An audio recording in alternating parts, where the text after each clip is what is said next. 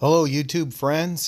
Today we're going to go over a frozen margarita machine that I made. I got to give credits to my good friend Barry Alt from Indiana that came up with the idea for this about 12 years ago.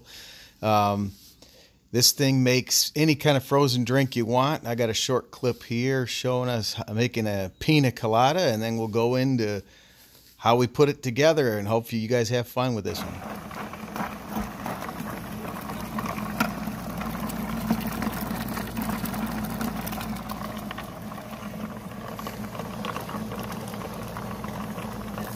Pina colada.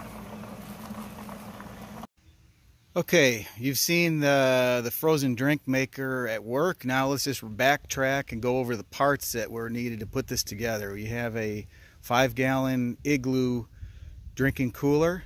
We got ours at Lowe's, but you could get them anywhere in any color you need. We had to drill a hole in the base here. That should be a 3.5-inch hole for a sink drain. I had a 3 5/8 hole saw. It seemed like it worked pretty good. And this is a 1 7/8 hole right here in the side that will accommodate the 1.5-inch pipe, PVC pipe, to return the fluid from the disposal. There's the breakdown of the pieces on the disposal. There's our 1 horsepower disposal with a output pipe, 1.5 inch. Then you have an adapter, 1.5 inch drain to 1.5 inch PVC drain adapter. This is a clean out 1.5 inch PVC ball valve. There's 2 T's, 1.5 inch T's. Going up to the return, you have a 1.5 inch elbow, 2 1.5 inch couplings to pinch the 1.5 inch PVC pipe to the side of the cooler, and then a 45, I guess you call it a street L, that's the return pipe into the cooler. But again, I'm going to be posting all these part numbers if you decide to make one. The pipe coming out to where you pour your beverage is, I'm using an 1.5 inch down to 1 inch bushing, 1.5 inch ball valve, or 1 inch ball valve, 2 male adapters, and a 90-degree street L going into that. Talk about the base, where you're going to mount your cooler on. A lot of people are using pots.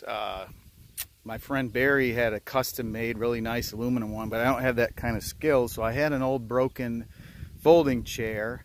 I got that as a high school graduation present, a set of folding chairs, and one of the chairs is broken, now 35 years old, so we're going to repurpose it into a base for our cooler. And also I have a Black & Decker Workmate that I got from my grandfather. I can't imagine what he would think about me using it for this. He would probably shake his head and say something like, Anyway, I'm going to use Grandpa's Black & Decker Workmate to set the thing on. And these 2 clamps here are just a reminder: safety. You gotta be thinking about safety all the time. We can't afford to spill our drink, so those are just kind of a backup thing that I'm using right there for the base. But I'd be curious to see what all you come up with. We're just sharing our knowledge here. There's probably 100 possibilities or more that you could use for a base. I'd love to hear what all my YouTube friends come up with. Here's a brief rundown on the electrical parts. I'm using a 12-3 extension cord. It's rated at 15 amps. My disposal says it draws 10 amps, so that should be adequate. I also got some 12-3 service cord at Lowe's. I got 10 feet of it. I'll let you know when this is all put together whether it was enough. Also, we're using this outlet box, a metal outlet box, and a plate to run the switch. You got a couple 1/2 inch cord grips here, a duplex switch that I'm going to use to turn it on manually, and the outlet is going to be used for the 15 amp foot switch to run it momentarily. And also, you're going to need 2 of these 15 amp plugs one to plug the unit into the extension cord and one to plug the switch into the wall plate there.